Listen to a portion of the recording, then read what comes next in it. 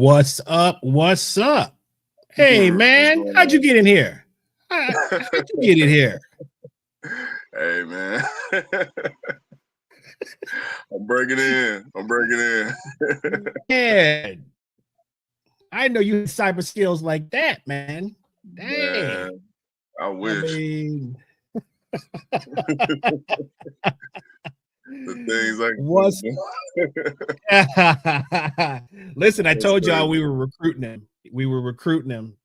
He's on board. You know, that other cat that played Yeah. piano and organ and all that stuff. We sent him back to New Orleans, man. We couldn't, big star now, man, get his PhD, all that stuff. He ain't got time for us little people anymore. You know, we had to go down the depth chart and get some of these other cats, man, who hungry. No, I'm kidding. I'm totally kidding. I'm totally kidding. What's up, everybody? Welcome to Local Musicians XP. You're supposed to say XP, but I didn't tell you that, did I? Anyway. Oh, yeah. All right. So we're going to get you up to speed, man.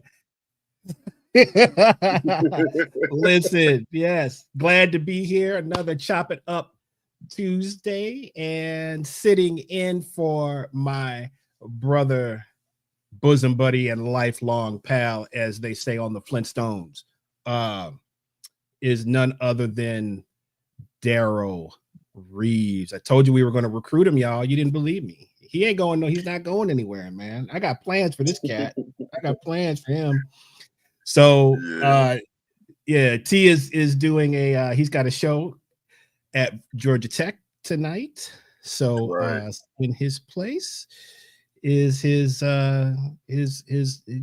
other brother, man. They both spent a lot of time in New Orleans, and so you guys are somewhat related some way. Everybody's from New Orleans is related in one way or another.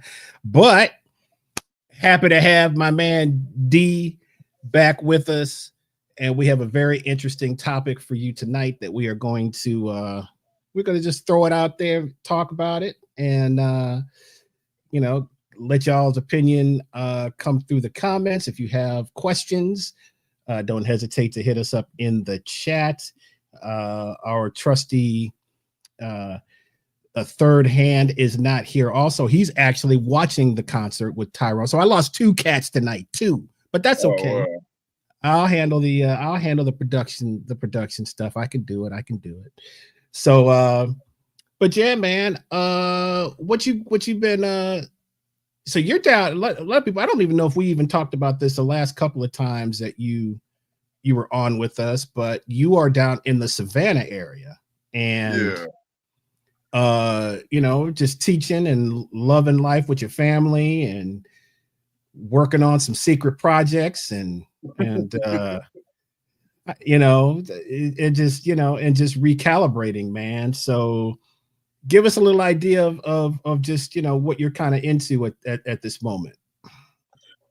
Yeah, I'm just I mean, I've been working on other projects and just other projects, not just music, because I do visual art too. So I've been in that world for a little while. But just as far as music, it's the same. I'm always working on something musical. Right now, I do have a big secret project that I'm not. I haven't told anybody about, but it involves a lot of music. So okay, yeah, save it. Just doing a lot of production. But as far as like my saxophone stuff, like I kind of took a break. Just took a break for a while, and now I'm kind of getting back into it. Just getting back. I've been shedding and just looking at new concepts to explore. Just really just trying to overhaul what I have, like taking it to a next level. So that's what I've been doing, listening to a lot of cats and just working out new things. Man, what's wrong? I mean, I'm in a similar place. I mean, I'm still doing what I do and working, but there's some things that I kind of I wanted to move on from, and I'm kind of in I'm looking at not necessarily taking a break, but I am kind of taking a little bit of break from playing 5 or 6 nights a week, and Mm-hmm. getting my health back, man. Just losing. I lost some weight, and then the holidays put it back on. Just grinding. And Yeah. then now it's April, but now I'm kind of starting to catch that groove again of you know getting back into consistently doing the walking thing and getting back to my diet and practicing, working on arrangements, Mm-hmm. work things. I'm got a thing that I'm working on like you, where I want to present that here in the next, probably a couple of months. So, but man, nothing. What's wrong with taking a break, man? I really want more cats to understand that that is a good thing to Oh yeah. take a break and reassess kind of where your situation is, right? Don't you think? I mean, that's a positive, right? Yeah, I mean, I think so. Like, I always think about, the story about Sonny Rollins, taking a break. And when I first heard that story, I was just like take a break for what? I mean, just but Yeah, because right. but look at him now, though. I mean, look at how long he's been able to survive and everything, and that's something that stuck with me. Like at a certain point, I thought about how old he is, and how Right. he's still out there performing, and it's just like he's just a cat that took his time and just seemed like he wasn't just trying to rush everything and just kind of just going until you crash and burn, and he just in terms of like helping himself. That's Mhm. one thing that's always stuck with me. So I mean, I see it as a good thing. Like um, the music industry, has its expectations of artists, way up at the top of the bestseller list, I guess, as you can say. Mhm. Mhm. Um, but it's like Sade, she's another one that really like sticks in my mind. It's like she'll come out and do her thing, and then go back and live Mhm. a normal life, and just let the inspiration come to her. Right. Not rushing the process. And I just feel like, hey, that's part of being an artist. That everything just Mhm. doesn't come all the time, and you just trying to beat yourself up against a brick wall trying to come up with something, and sometimes it's just not there. It just needs time. Mhm. So I Well, think I'm sorry. Go ahead. no, you go ahead.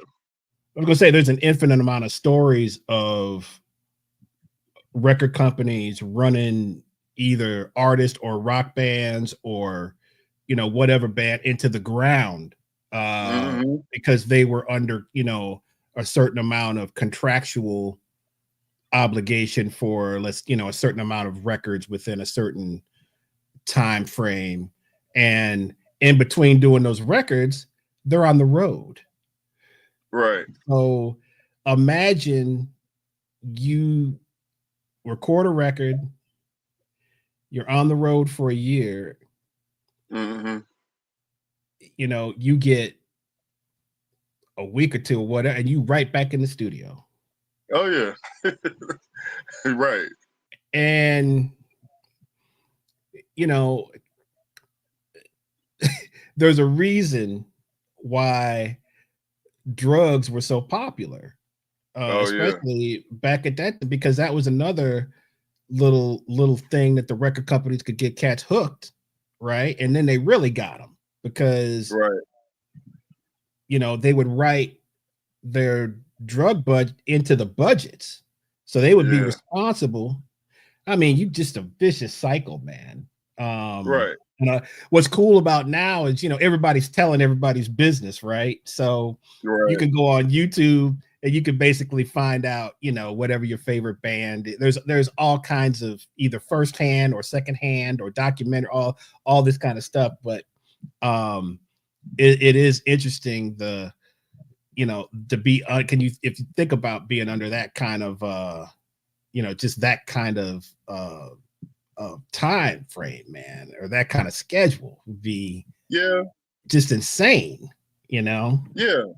And and a lot of cats, it's just like I've heard cats that, just think like, yeah, that's you show what you made of, that's like yeah. But I'm like, yeah, but I also hear a lot of cats dying real early. So like, at what point, it comes down to the individual. Like they have to make a decision for themselves. Like, do they want to do this? And the kids that are at home that are, where's mom? Where's dad? That kind of thing. All of that is stuff to consider. And I just think, for each individual person, they have to make that determination. But I mean, for me, I'm looking at it like, hey man, it's not that serious. Like, I'm not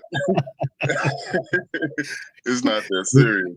And we'll talk about that because that's one of the things, that we talked a lot about today, man, in our conversation and that's, we'll probably save some of that stuff for another show. Because we had about three or four shows worth of content in that conversation. But that's one thing that we'll hit them with at some point, man. But I want to get to the topic tonight that actually you had come up with some ideas, and then we kind of condensed it into a title.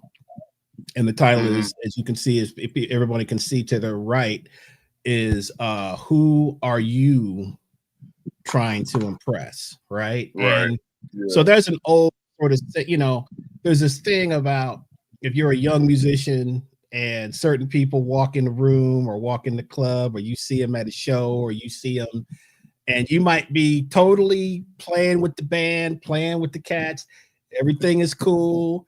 I've seen this firsthand, and it's happened. I've done it firsthand, and it's just something that comes over you.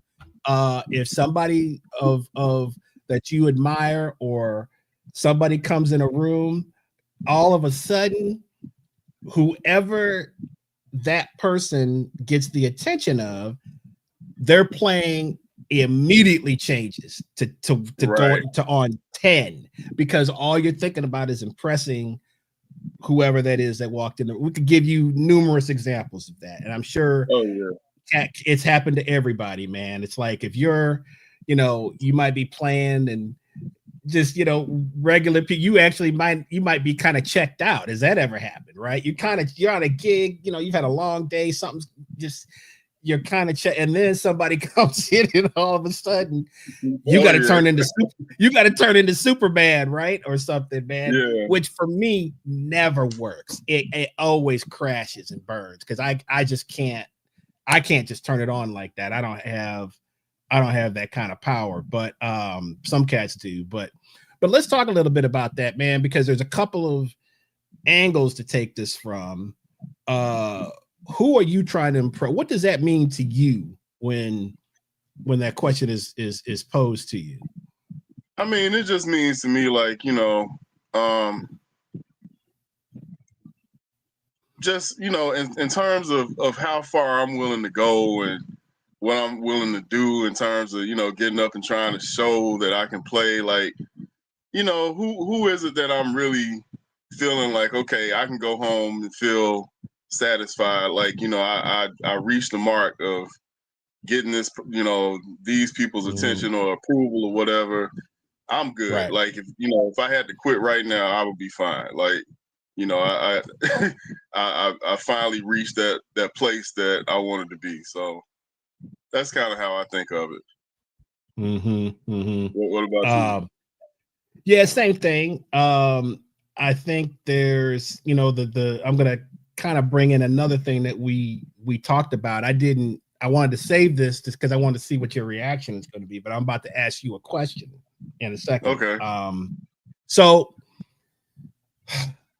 when you talk about getting to a place of trying to make an impression, we're basically kind of talking about um either our it might be like an elder musician or a famous musician, or but somebody we want to get the attention of, right? So we're going to play everything that we can play within whatever it is that we're doing while they're here trying to get their attention. When, man, I mean, sometimes the opposite is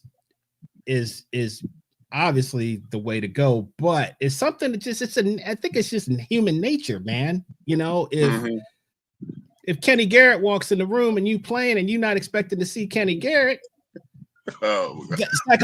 psychologically, that's going to have some kind of effect on you. If Jeff Tain Watts walks in the room, which has happened to me, and I'm not expecting to see him, and then all of a sudden I'm, you know, it's like, oh, I gotta now I gotta go into like the stratosphere to try to you know, to try to impress this person, which 9 times out of 10 it throws the music out of whack, because that's not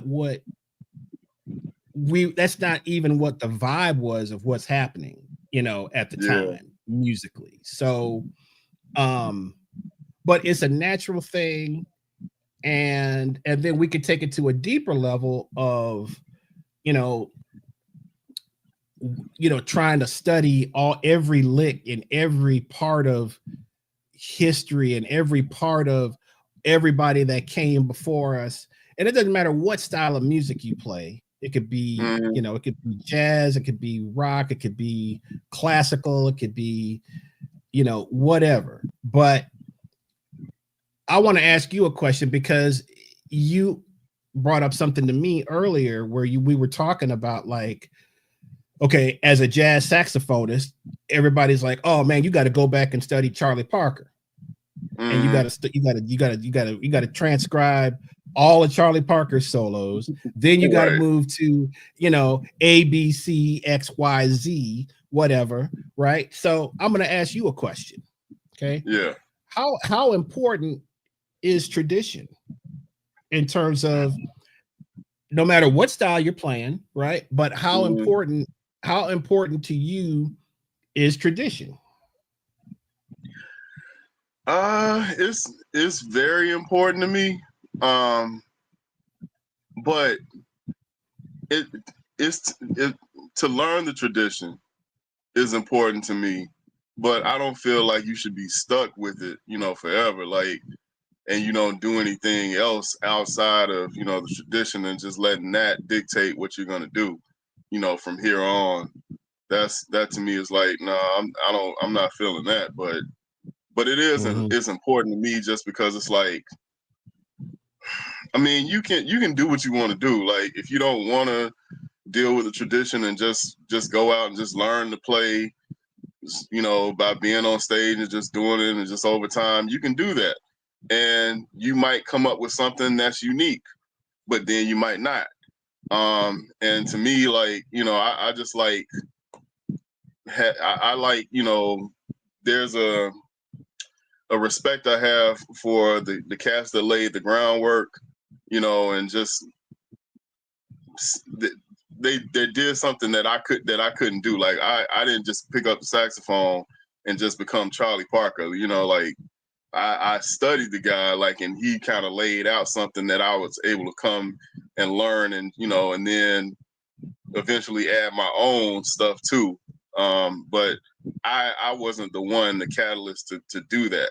So it's just like, when I'm looking at somebody that knows how to play the saxophone, let me study this person first, instead of just taking it upon myself, or like, I'm gonna go and, you know, I'm gonna go and just, you know, be good on the saxophone. It's like you're starting from the very first time somebody picked up a saxophone trying to improvise.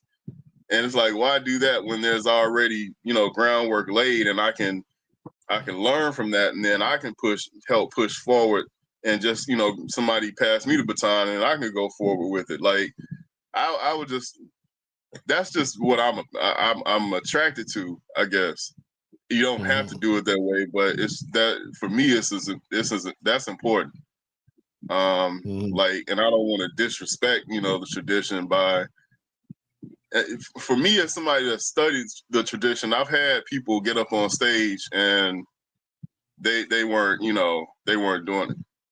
So I mean, So I have examples of that. I have personal examples of that myself, of trying to jump on stage with, if we're talking just, we're talking about, what our foundation is, which is jazz music. yeah. And trying to just jump on stage and play what I heard on, I heard somebody do without putting any time into trying to figure out, okay, what is this?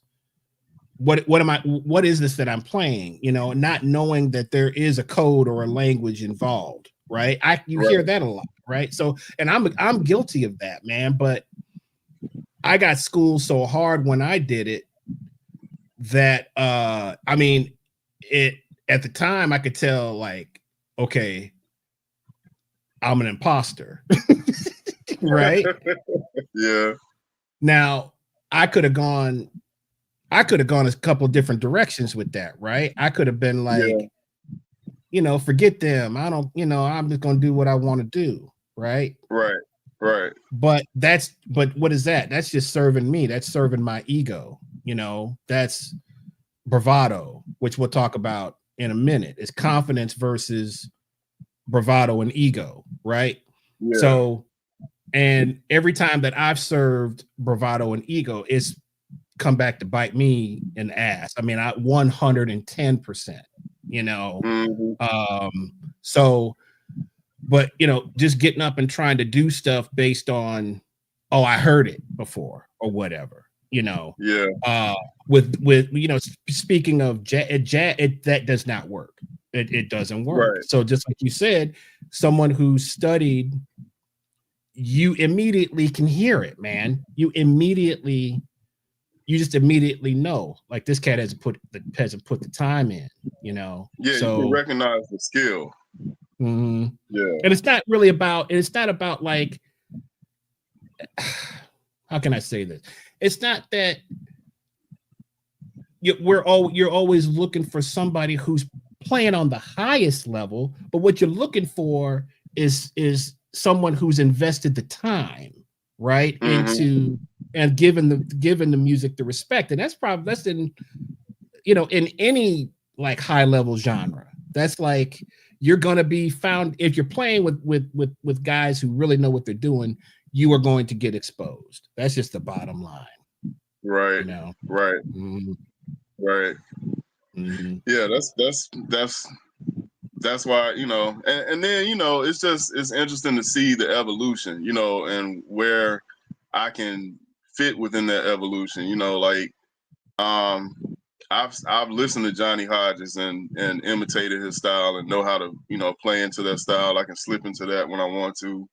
And, if I want to try to sound like Bird, I can imitate him, and then see the difference where Cannonball came in and added something different. And so I just enjoy seeing the lineage, where it started and where it has come. And knowing all that is an advantage to me when I get up on stage. Because, I mean, like I said, like, there are cats that can get on stage and play some stuff, but I honestly do feel like some musicians do get stuck in a place because they haven't developed themselves enough to really do anything extraordinary to get, attention and get their thing pushed forward. Even if they're playing like a more accessible style of music, it's just kind of like you're just an everyday average, person. There's nothing really to talk about. You just fill a role in a band.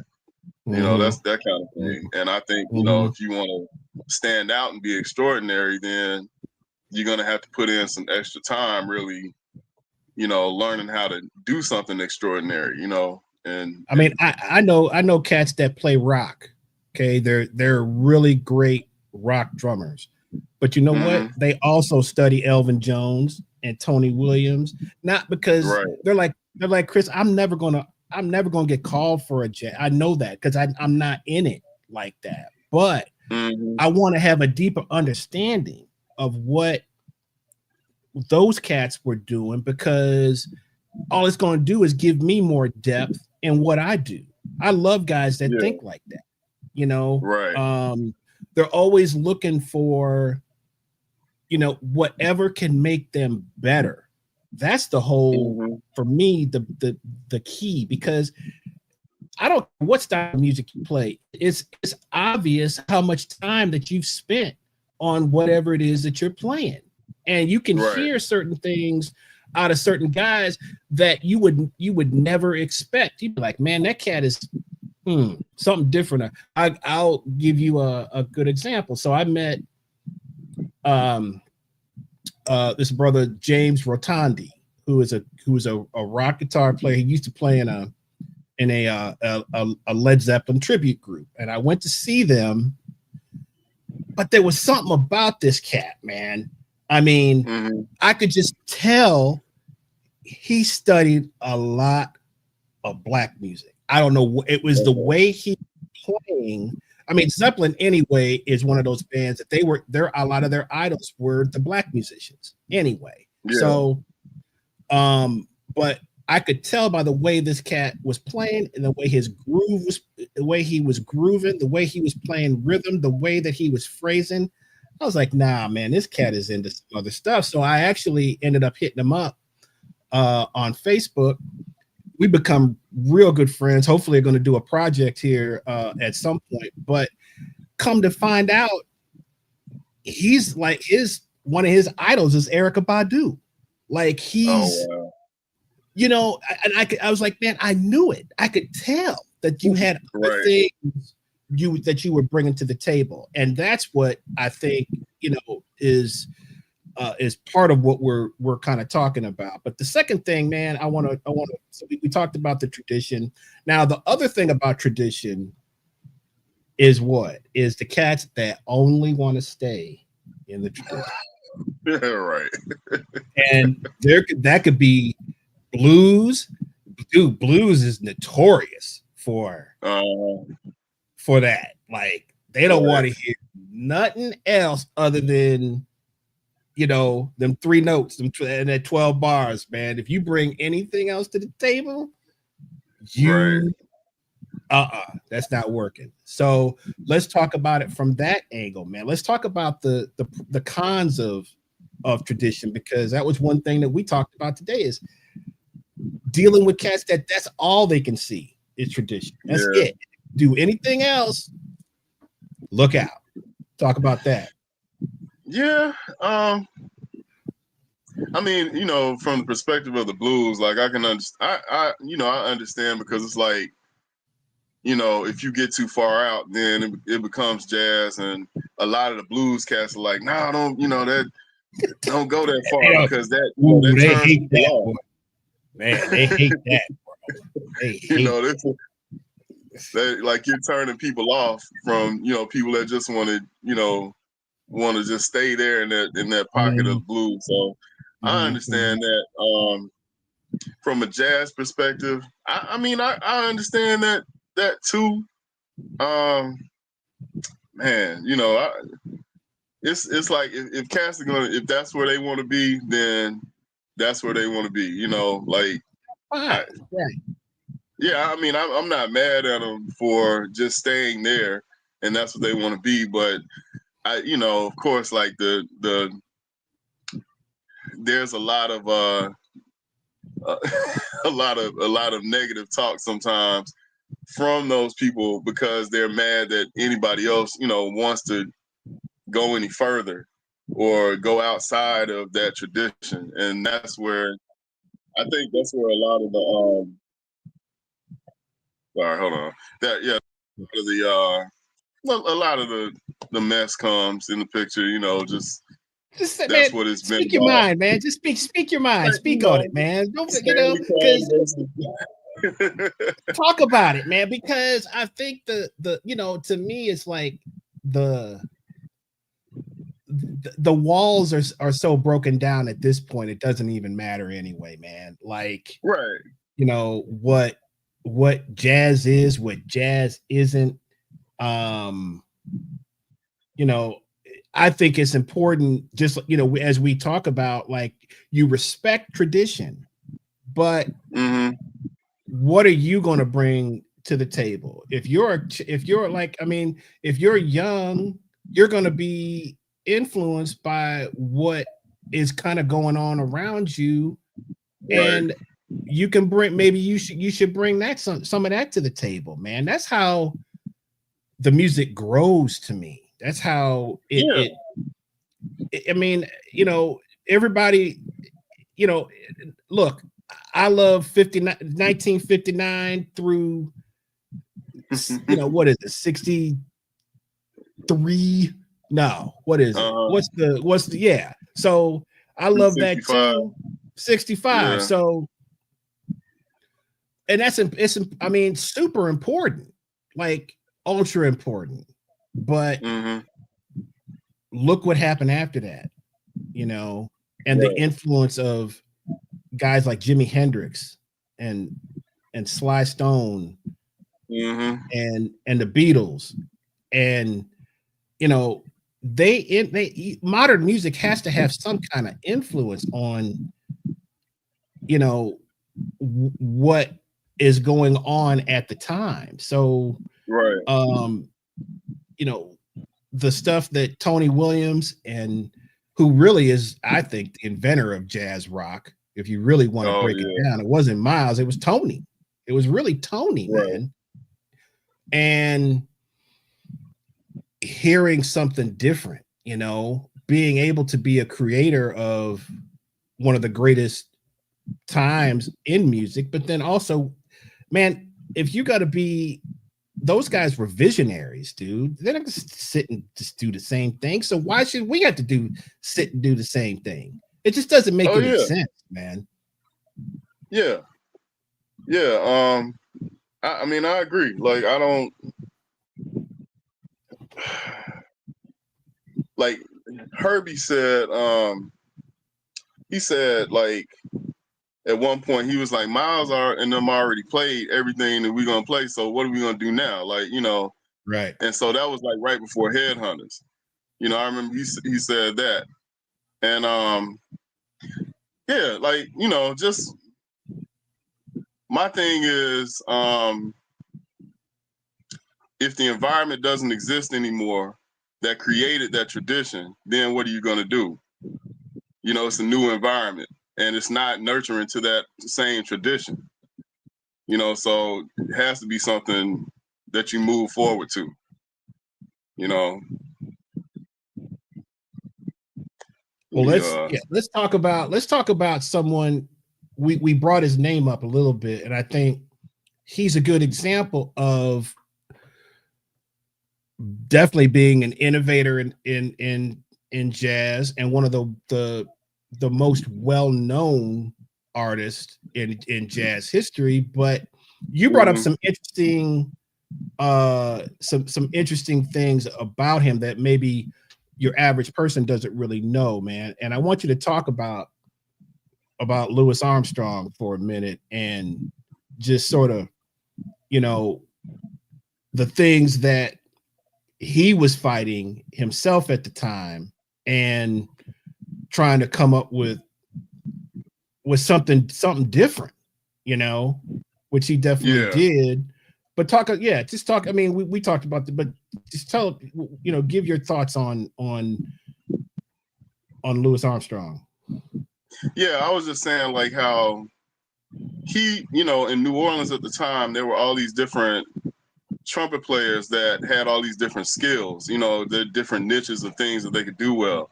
And then when Louis Armstrong came along, he was the one that could do all of those things, you know, so he just kind of became like, you know, just pulled a Walmart and took all the products and, you know, just selling them in one place. But you know, but at the same time, you know, he had a showmanship thing about him. So when the bebop era came along, and you know, cats were doing this more complex stuff. I mean, I remember him expressing that, he wasn't really feeling like the pyrotechnics that he said, the cats were trying to do. It was losing the connection to the audience. I mean, he was a singer too, so he kind of had like that, that ultimate universal appeal. Whereas somebody like Charlie Parker wasn't a singer, but he took the saxophone to another level. So I was just saying how even Louis Armstrong was even though he was an innovator in terms of playing the trumpet, he still kind of had like a line where he wasn't trying to go beyond. You know what I'm saying? Because he just respected like just the connection to the audience and knew what the audience was bebop was not bebop was to a smaller audience. I mean, that's one thing that we kind of have to understand. It wasn't like this, transition from the swing era into bebop and everybody was loving it. It was more, small club music and everything. And and even those cats back then didn't just go outside just automatically. They played within a certain groove. So but yeah, getting back to Louis Armstrong, I mean that was his thing. Like he kind of stayed within his lane, and was just about having some balance. That's what I should say. That's the key word of the night that we were talking about. We kept talking about bringing it back to balance, So I would say that he was a very balanced player. Like he knew how to impress with the trumpet and play those extraordinary things, but knew where to cap it off and not take it too far.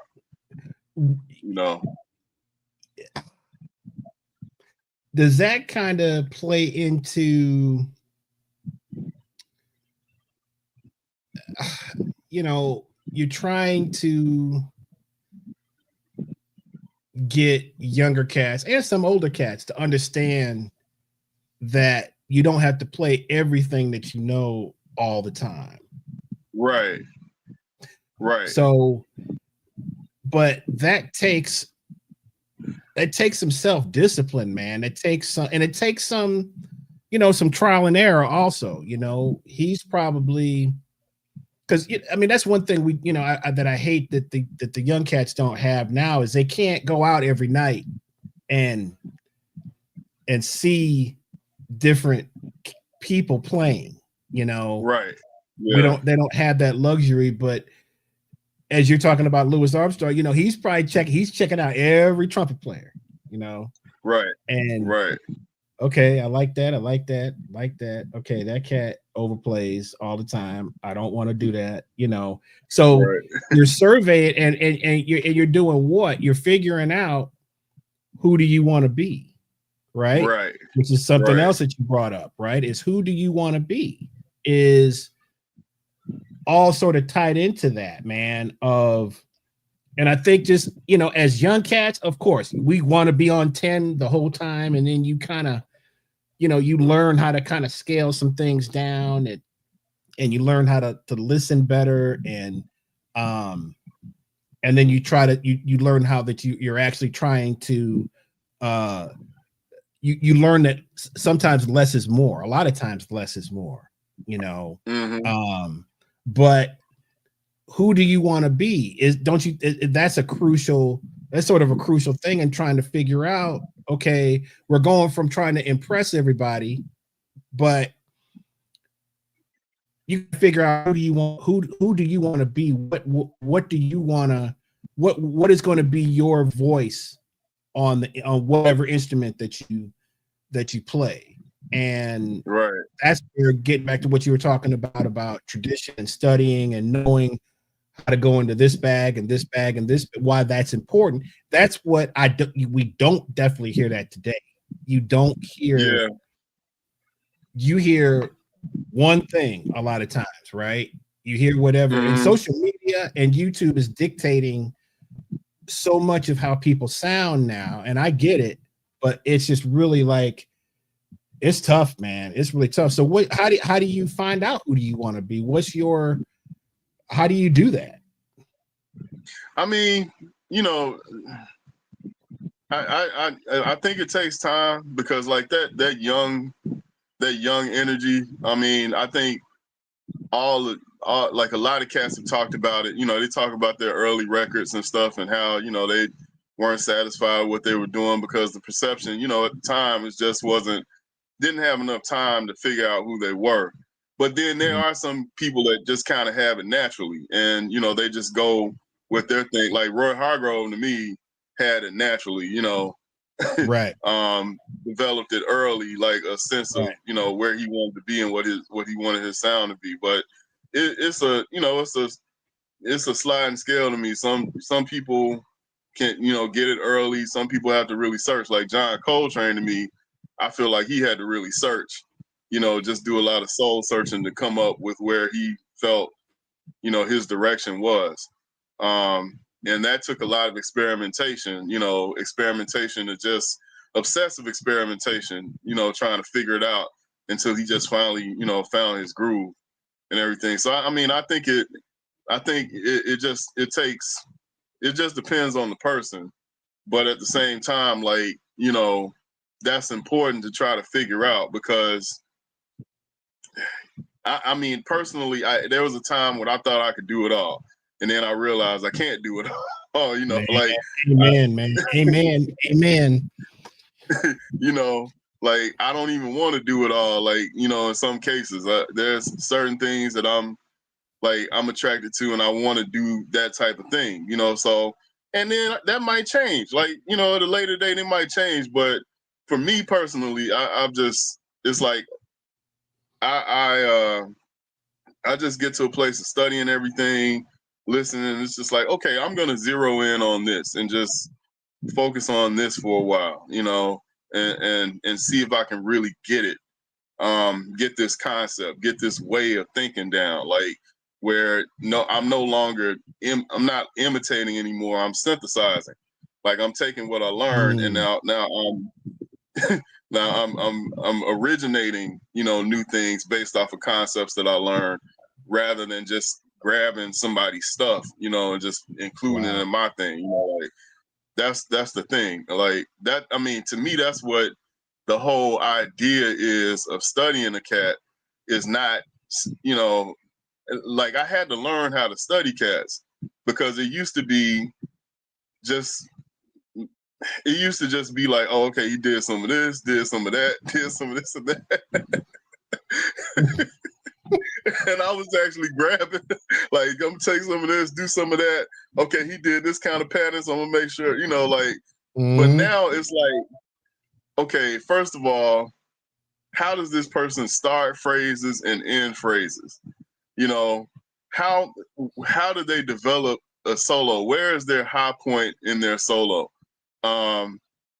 You know, like what kind of articulation, like what kind of articulations are they using? Like, are they a player that they're mostly thinking about playing a lot of complex harmony, or are they thinking about, you know, like singing more, like singing, and everything that they do has to have some element of singing in it? You know, are they more expressive? Are they rhythmic? And how much of a balance of all of that do they have together?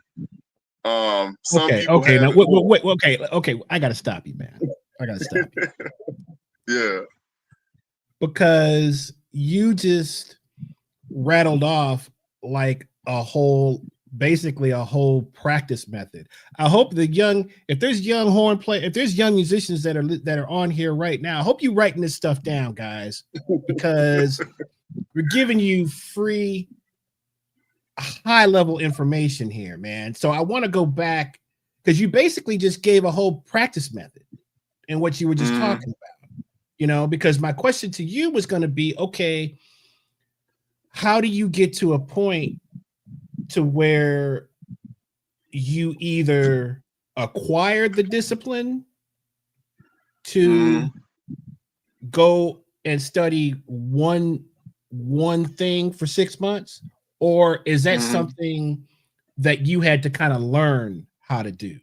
So was that just, are you kind of wired naturally like that, or was that something that you kind of learned how to do just over time? I just learned how to do it because it's like at a certain point I was just like, man, I can play, but I'm not, I'm not becoming one of these guys that I'm studying. Not yet. Okay. Right. Like, and Okay. I just had to come to grips to just being honest with myself, sitting down and just, I don't have this or that, I haven't worked that out.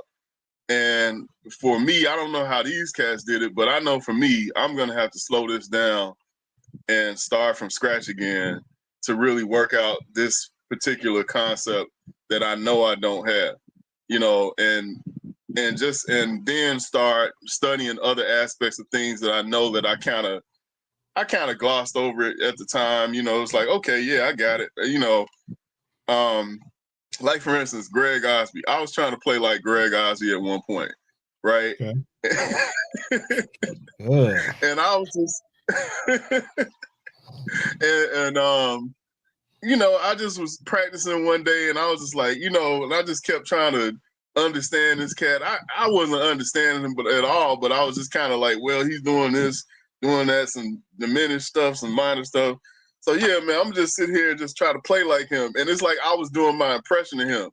And then I was like, yeah, I got it. I can do that. And then it's just like, no, I'm lying to myself. I really don't have a clue what this cat is doing. Like I need to call him. How could you even right? Like how would you even get to that? Like, oh, I'm just gonna study this, I'm gonna study Greg Osby, and then that'd be the same thing. Right. Like I know I brought up that, like, yeah, man, I'm just gonna study Tane. I don't know nothing else about any other Art Blakey or any of these other. I'm just gonna get into. I'm just gonna. That's who I'm gonna go. It's like, what? Like, right? No, man, you can't start there. Yeah. Mm. And it's just me. Like I just being honest. It's just like, hey, I'm not there yet. I can do some stuff, but I'm trying to get to the place of being able to. I'm aspiring to be as great as the people that I study.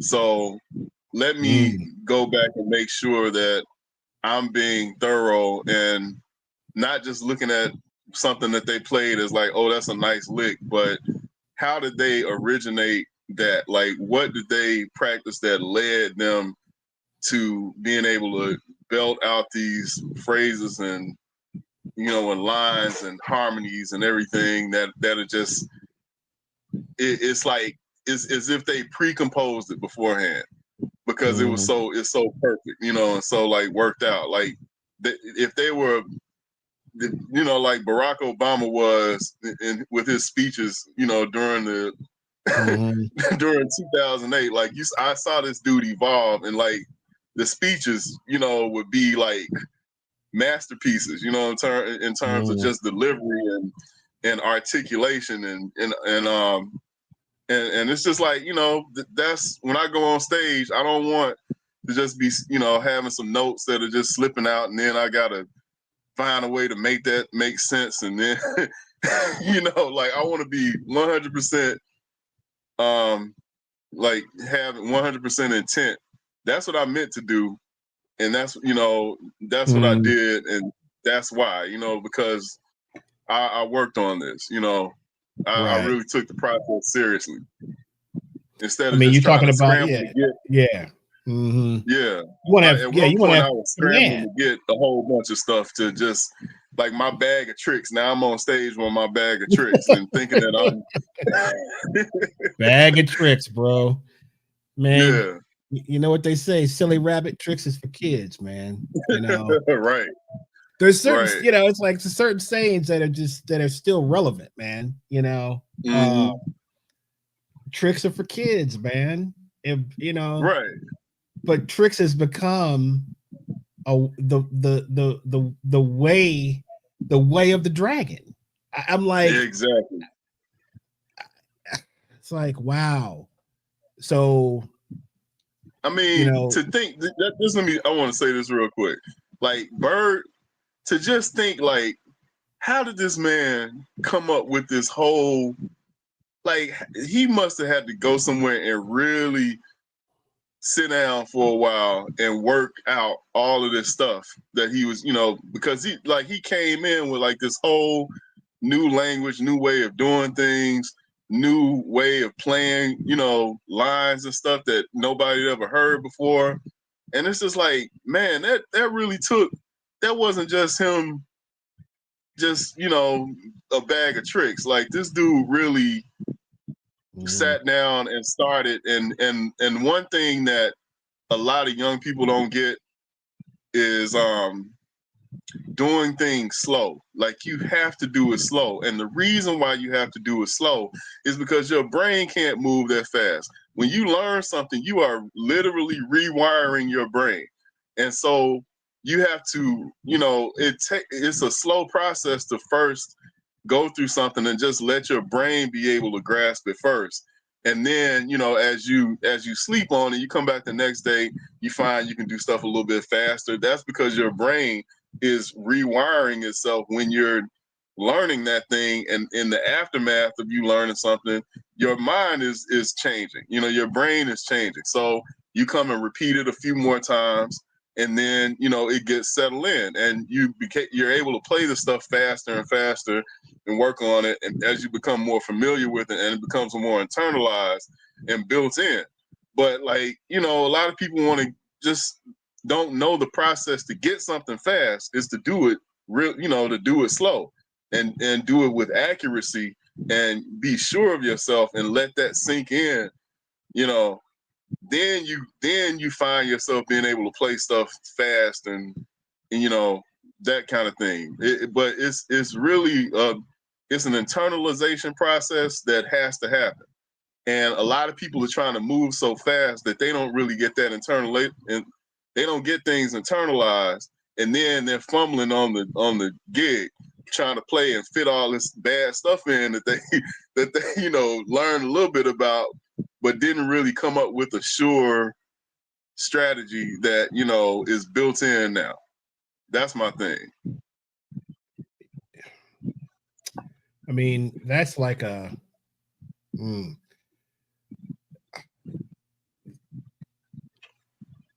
I don't know if in today's times you're encouraged to learn that way, because most people now are about the end result. Right. What's the end? Well, because they're seeing someone for 30 seconds do something impressive. Right. Whereas, they don't realize that in order for that person to do that for whatever they're doing that looks impressive for 30 seconds, it probably took them hours because they don't have the real skill to do that. So yeah, anything is what I see now is like it's everything that looks impressive for the most part by, I guess, what we're calling content creators, right? And I'm not hating on, because there's a lot of great content creators out there. Content creation is real. It is a job. It takes a long time. A lot of people put a lot of stuff into it. But the danger that I see from people learning from content creators and really exclusively content creators is they're never really getting the full story on how to develop their craft. All you're doing is putting lick with lick with lick with lick with lick with lick with lick, which what becomes what? Muscle memory. Anybody can anybody can do it can do muscle memory. That's right. As muscle memory is not a skill. Right. Anybody can memorize a pattern. Okay. So we have all these these pattern memorizers, right? And that's what Right. but I mean, is that not what we're talking about, right? That's Right. what Yeah. that's where we're at, is like, is people just playing patterns and nobody's playing I'm not saying nobody. I'm talking about like the vast majority of people that want to learn from using content creators. You're not building any type of eternal depth in what you're doing.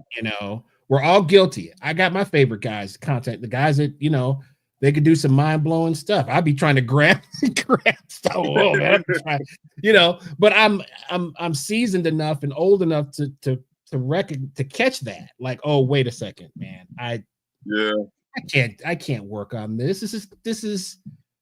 This has nothing to do with where I'm going, right? It's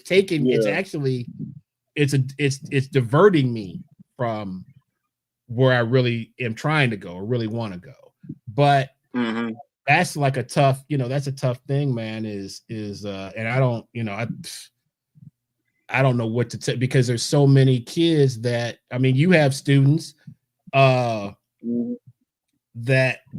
I don't know what they come in with, what they want you to show them.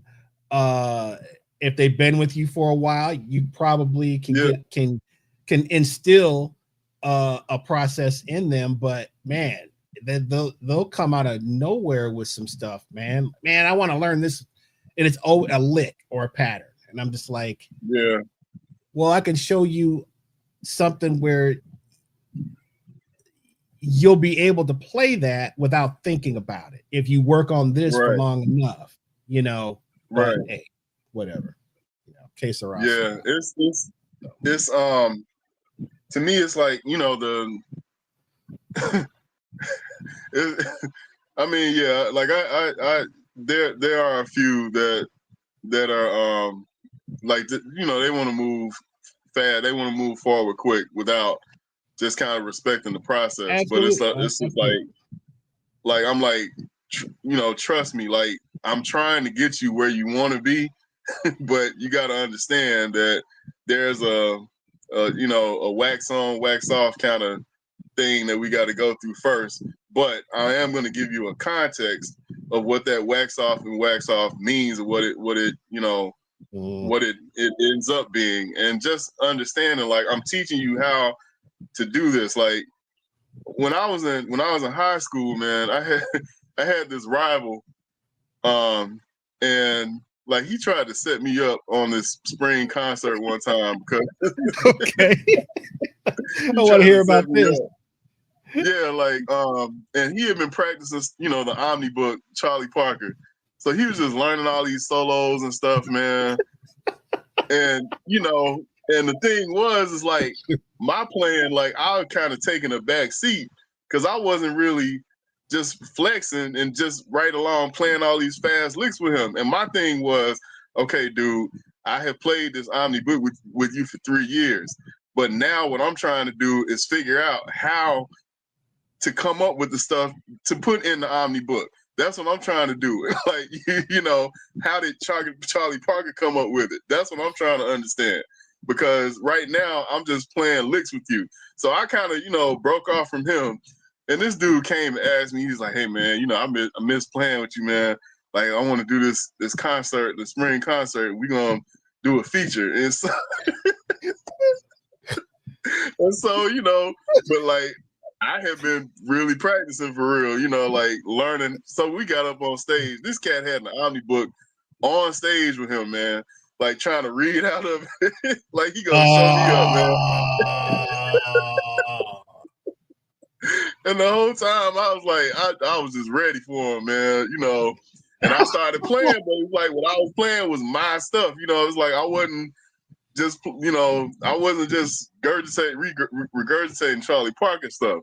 And, and that was one thing that, like, it's like I took the step back so that I could really learn how to do some of this. This was like, I wasn't great at it yet. This was just me in high school, but you know, it's cats that try to take those shortcuts, thinking that they're getting somewhere. And it's just like, dude, like he got it after that. It was just like, look, man, you know, I really went and worked on this, you know, trying to figure it out. And even though, I mean, like the thing is that the his method, his strategy worked for me in the end, because once I learned how to apply all of that stuff, then I could just take some of the Omnibook stuff and just add it in there too.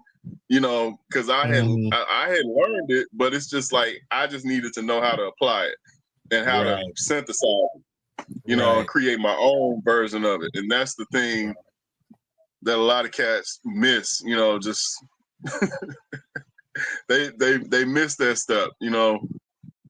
Well, let's we got one more thing, and I think we're headed in the right direction to bring this one up. But yeah, when is enough? You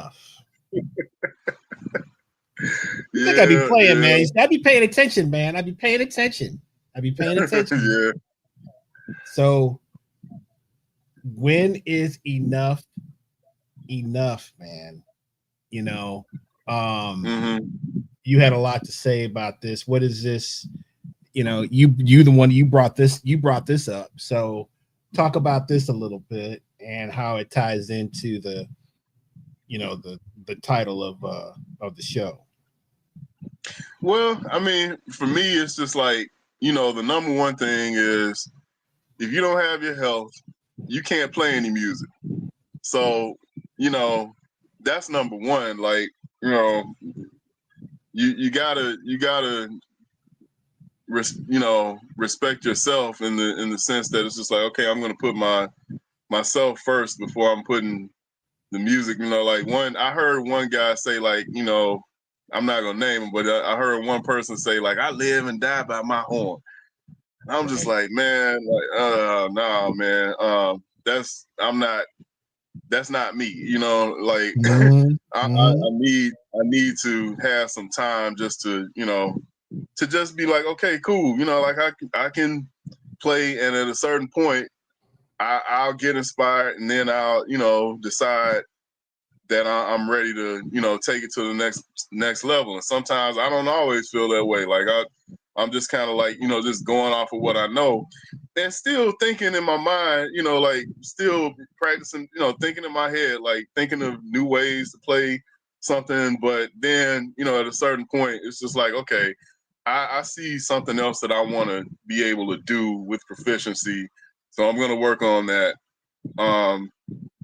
But I just don't like, I'm not willing to take it to the level of just being obsessive about it to a point that's unhealthy, you know, like that's to me where enough is enough. And just not running yourself ragged, trying to, we were talking about competition, you know, and trying to compete against, you know, other cats. And it's just like, hey, it's always somebody that can do something better than you, you know, even if y'all can play on the same level, this cat has this. So, you know, like you can choose to go work on that, or you can choose to be like, hey man, you know, I'm satisfied. I like what I'm doing. Like I don't need that particular skill because I don't plan on playing that stuff, you know, anytime soon. And it just depends. I don't feel like there has to be enough. You can keep going if you want to, like you can go as far as you want to. But when it starts to negatively affect you, that's the problem I have with it. That's when I feel like, okay, enough has to be enough. You know. Yeah, but you're a unique guy in that your you know, your horn and your music doesn't define you as a person. So many artists, and I felt like that. Like for, you know, there was a period where I was just like, oh, my music defines who I am, or you know, it just, I don't know. It's it's a really twisted place for your, in my opinion. I mean, I'm not, some cats, hey, whatever floats your boat, but for me, it was like, wait a minute, man, I have other interests. I have other things that I enjoy doing, and it doesn't always have to be about, about the drums or about the music. I mean, music is obviously means a lot to me, but at the same time, I don't want it, and I think this is where you're coming from too, is I respect it so much that if I'm not doing it on the level of where I feel like I should be doing it, I'm just not gonna force it, and I'm not gonna do it on a level that's below me, which I think is a healthy place to be, is like, okay, because that will keep you from doing things that you should not be doing, and bringing you closer to, I think that's why there's, I guess it happens in all walks of life, just different people, man. It's like you allow whatever's going on in your life to sort of dictate and define like who you are, where it's like that's not a healthy thing, man. There's so many other things going on that are that could be positives in your life, but this one thing has you in a chokehold. So and that's a tough mental place to get out of. But you seem to figured that out, man. I mean, and actually, I think at a fairly young age, man. I mean, because I know I mean, obviously, the struggles that you've gone through with certain things, and for you take, man, for you to just be like, you know what, I'll see y'all on the next. I'll see y'all on the other side. That takes, man. That takes a lot of maturity, and that takes a lot of knowing who you are as an individual, man. And I say that with like giving you props, big time. I appreciate that, man. I mean, like my parents, my parents were musicians. My mother, not so much, but my dad was a musician, and but when I would talk to them about certain things, like they only, like they couldn't help me with the particulars of like music when it came to like jazz and stuff like that. My dad tried, but he didn't really, he couldn't get too deep. But at certain points, my dad just knew how to say something to me that would just totally bring me back home, like not, bring me out of the clouds from being like, I want to be the, jazz star at some point. I want to be up there with, this and that, and just bring me back home in a way of like, hey man, this is bass. Like you're gonna always be this, and this is who you were first. And so just, that's kind of where that comes from for me, like just having a sense of not letting this take over. Because I mean, what I really want to say, like there's a list on, like you can probably look this up, like Google it, a list of jazz musicians that died early. And it's for all different types of reasons and stuff like that. Some people because of health reasons, some because of drugs, and then a lot of people died like on the road, like on the side of the road, the car broke down and then ended up getting hit. Like Clifford Brown died like that.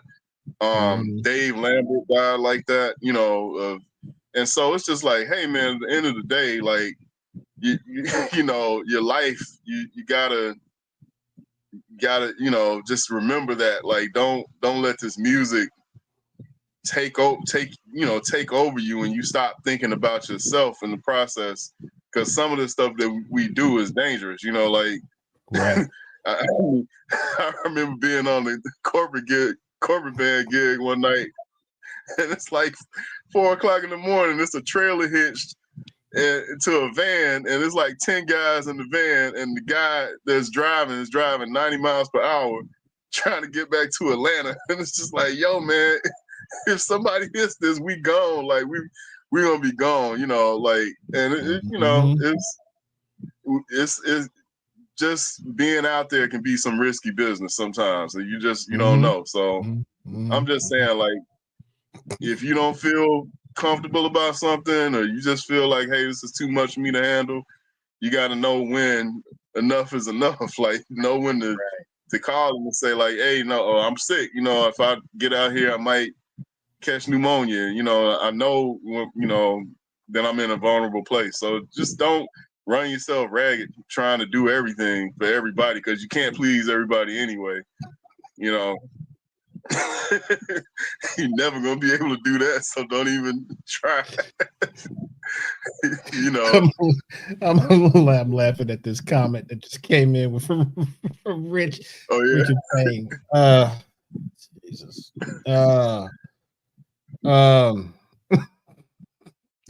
But yeah, I think man, you know, it's a balancing act.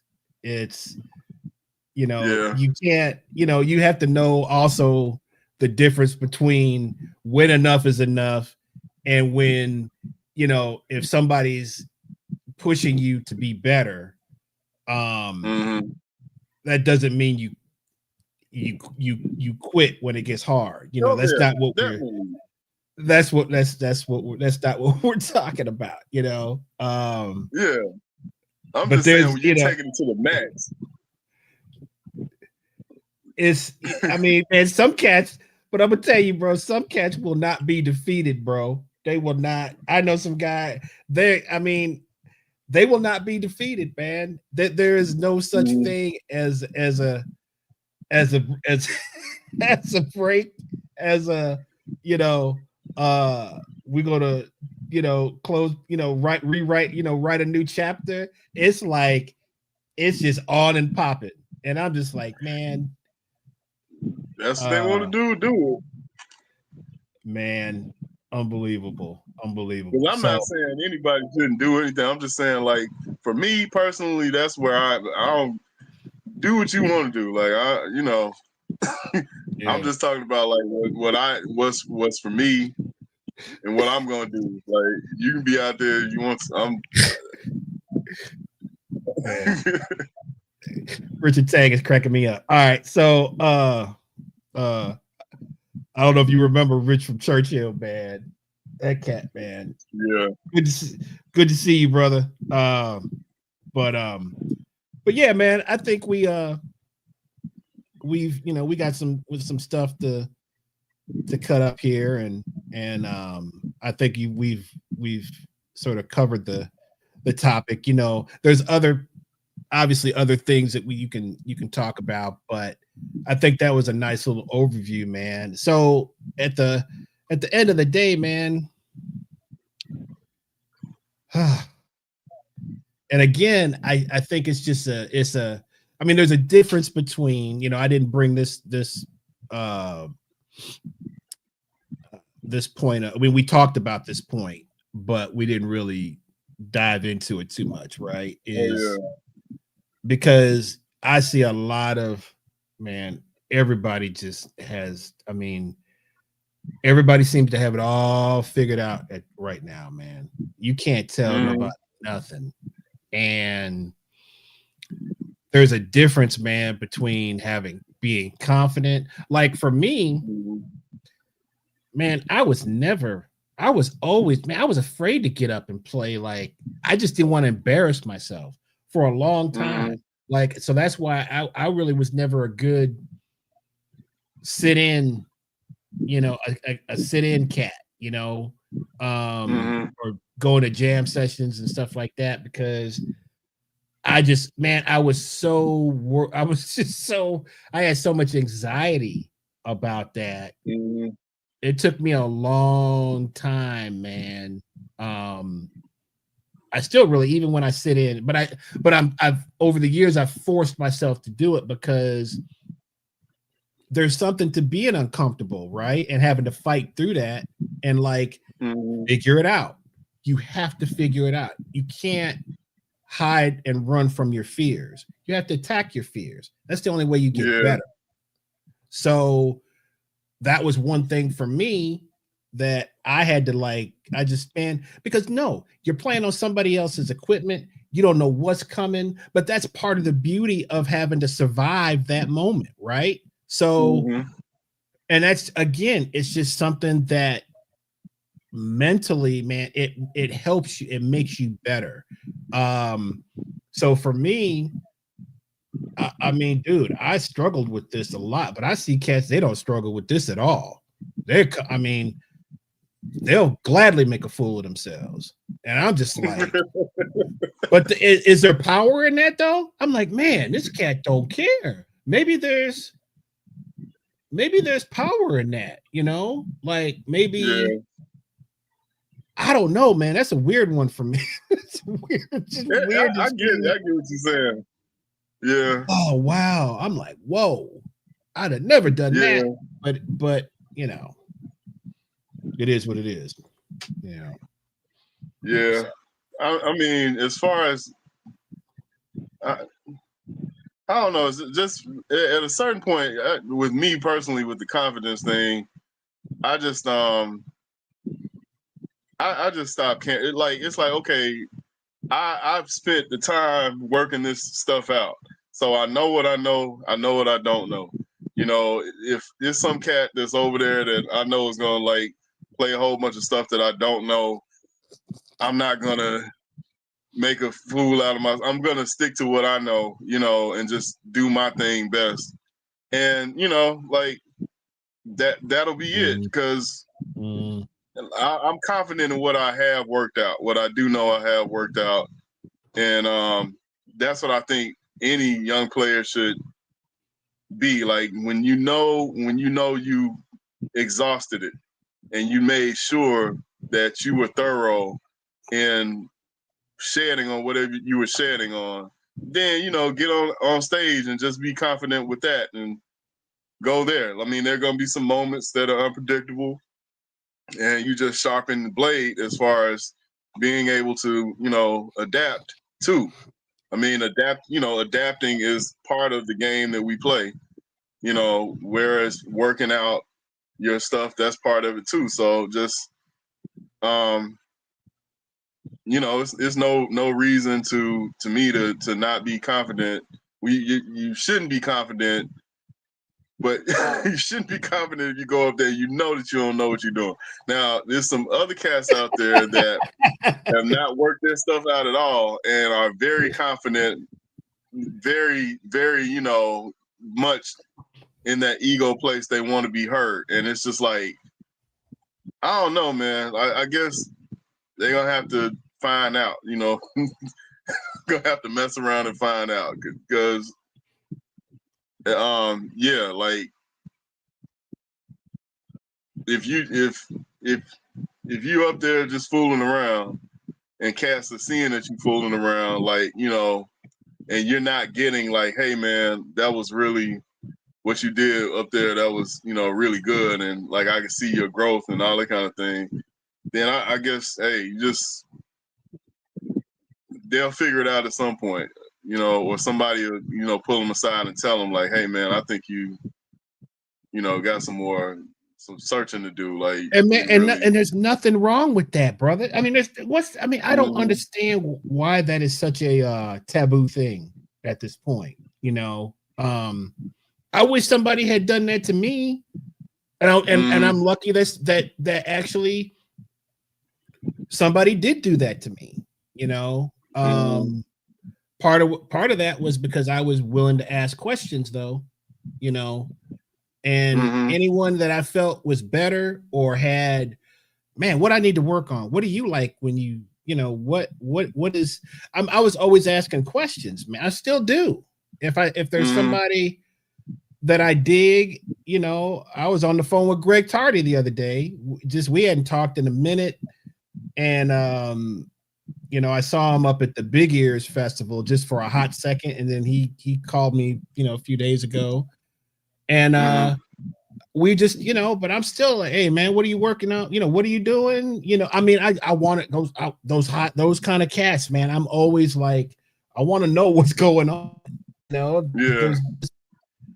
It's just a beautiful thing, man, to learn, ask questions, and don't be a dumbass and act like you got like man, you see it all the time.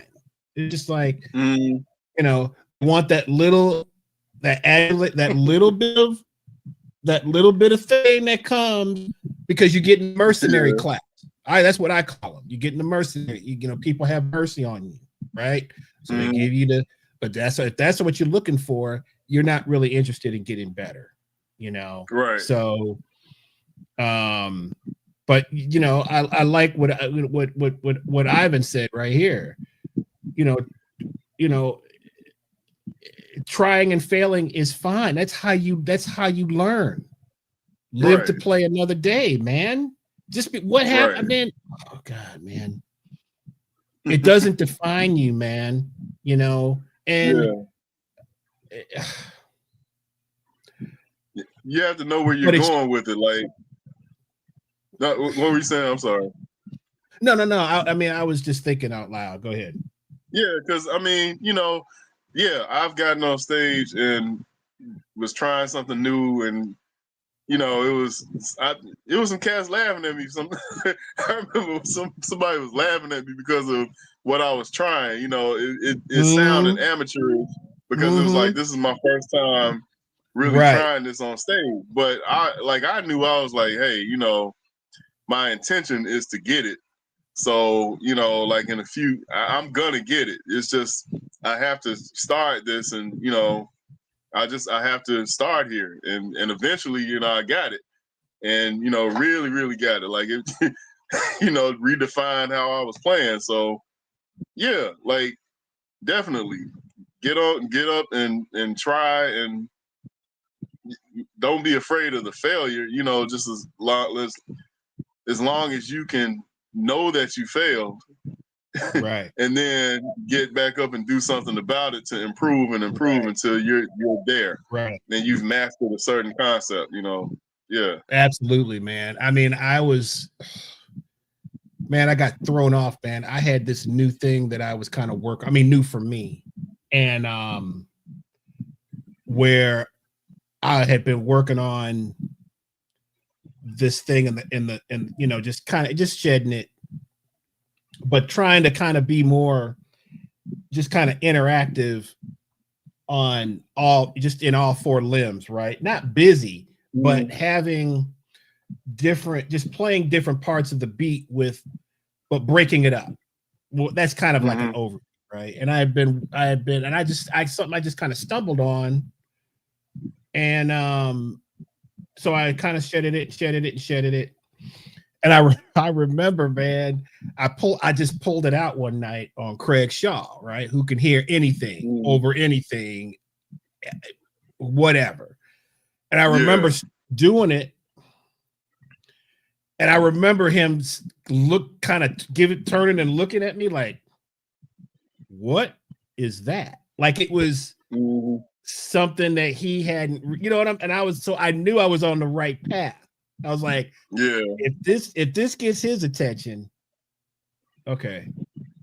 I'm kind of on this, even though I couldn't execute it how I want to, but okay, the seed is planted. Now I can kind of go in because I know that there is something. Because sometimes you don't really know, right? You think you're onto something, and but you don't really know until you pull it out, man. And it might take 2-3 times, right? Because it's hard to just pull something, man. Your brain doesn't really work like that. It's going to take a second for that to kind of be able to kind of get into whatever you're playing. I mean, I remember one of my teachers told me, he was like, dude, he said, it's going to take you anything that you start working on, it's going to take you 6 months to be able to have any resemblance of what you're doing in the, what you're working on to actually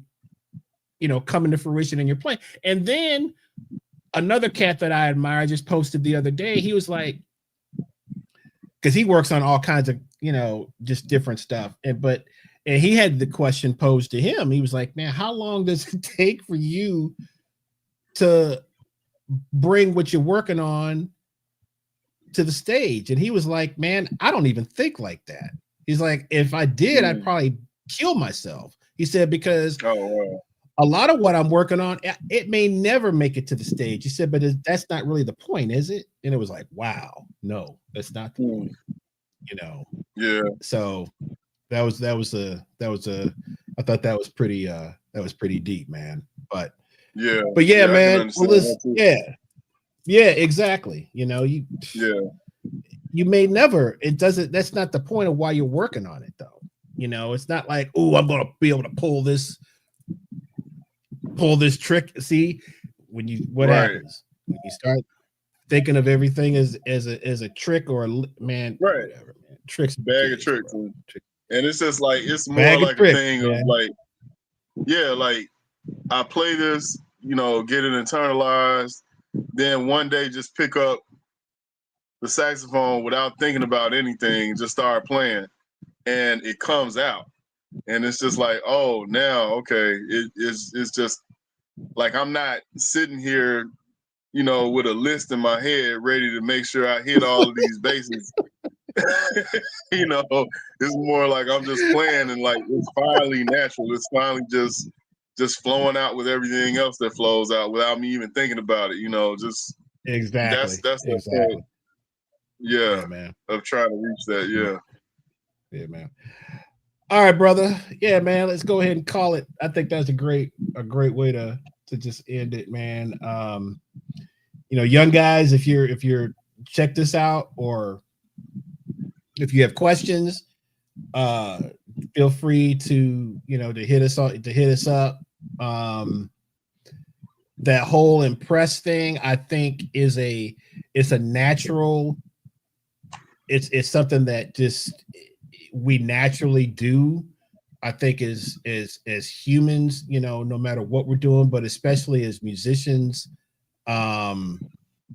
you want to impress your, John Lamatina brought up an interesting, he said, because he brought it to the educational thing. He said, perhaps you want to impress your teacher to show him or her that you've been following through on things that you have been working on. And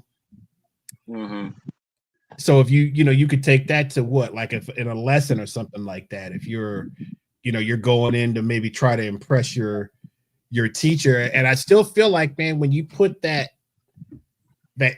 impression thing first, for me, it never worked. It always had to be a natural thing, and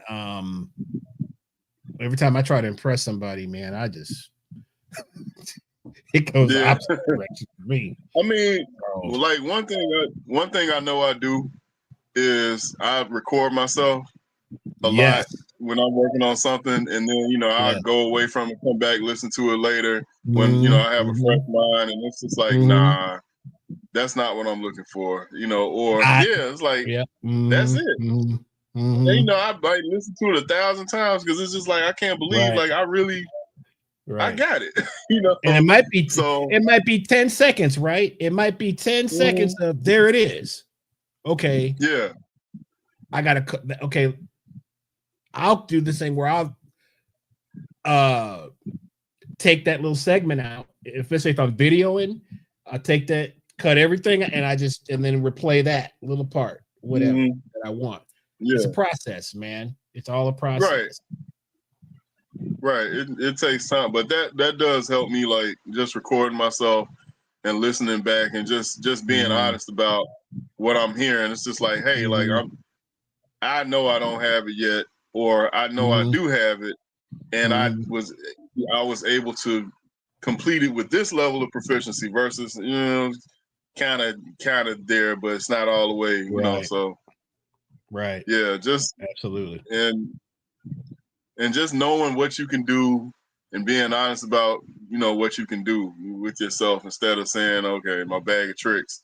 I, I can give you the impression that I can do it, but like if I had to really go up and hang with the guys that I took these little tidbits from, like, let me be honest, like I don't think I can really hang with this person.